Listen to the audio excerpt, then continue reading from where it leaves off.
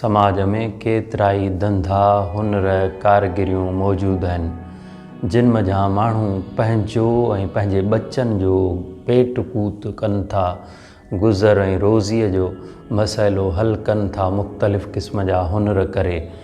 लतीफ़ साईं जी मुशाहिदा थी सघ गज़ब जी हुई। जॾहिं कोरीअ वटि वियो ऐं वञी मुशाहिदो कई त ॾिठई त कोरी कपिड़ो पियो उणे पर ॾाढी ख़बरदारीअ सां तंदुनि ते नज़र रखियो वेठो आहे, धागे धागे ते नज़र अथसि, छल न को धागो टुटी पवे, हू चिड़ नथो करे, आॾाणो उछलियो नथो छॾे, धागा टोड़ियो नथो छॾे, आपे मां नथो निकिरे, पर ॾाढे ॿाझाइते नमूने में कमु रोके उथे थो वञे थो ऐं पोइ धागो खणी उन खे चपटीअ सां उमेरी ॻंढि ॾेई ऐं पोइ वरी कम सां लॻे थो, कपिड़ो उणे थो ऐं पंहिंजी किर्त जारी थो रखे।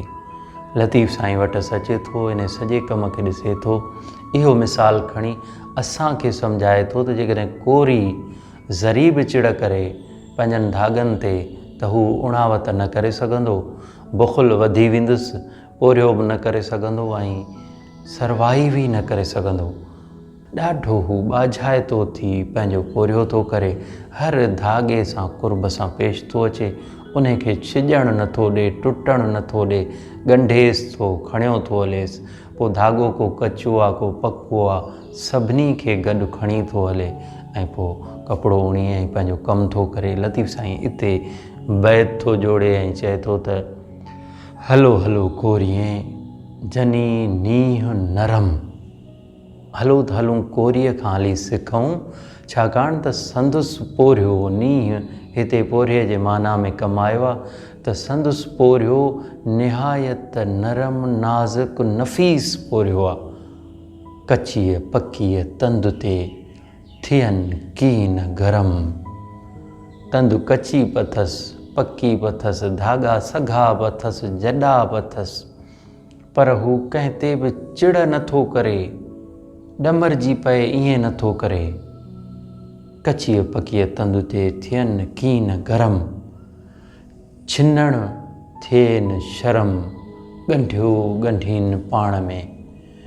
हू धागो जॾहिं छिॼे थो त हुननि खे छिॼण ते शर्म थो अचे ऐं पोइ ॻंढियो ॻंढीनि था, हिकिड़ो ॻंढिजे थो वरी ॿियो थो ॻंढिजे, जेको टुटे थो जेको छिॼे थो उन खे ॻंढीनि था ऐं पोइ अभरनि सभरनि खे गॾु खणियो था हलनि। इहो आहे कोरीअ जो पोरियो। इन्हे मज़ा जेकॾहिं सिखिजे त असां वटि समाजी मसइला थियनि ई कोन, असां वटि झेड़ा झगड़ा विढ़णु गिरणु इहो थिए ई कोन। छो त जेकॾहिं असां सम्झी वञूं त हड़ई हिकु जहिड़ा न थींदा, जॾहिं 5 आङुरियूं बराबरि नथियूं थी सघनि त इहो कीअं मुमकिन आहे त हड़ई हिकु जहिड़ा थी वञनि।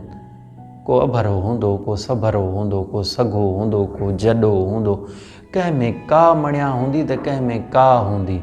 सभु माण्हू मुख़्तलिफ़ क़िस्म जे क्वालिटीज़ सां भरिया पिया आहिनि ऐं पोइ उहे सभु जॾहिं हिक ॿिए में गॾिजनि था तॾहिं घर ऐं पोइ ॻोठ ऐं समाज जुड़नि था। हिक ॿिए खे सभिनी उणाइनि चङाइनि लङाइनि समेत क़बूल कबो, हीअं में जाइ ॾिबी तॾहिं असां जी सघंदासीं ऐं शानाइती ज़िंदगी गुज़ारे सघंदासीं। हलो हलो कोरीअ जनी नींहुं नरम, कचीअ पकीअ तंद ते थियनि कीन गरम, छिनणु थिएनि शर्म, ॻंढियो ॻंढीनि पाण में।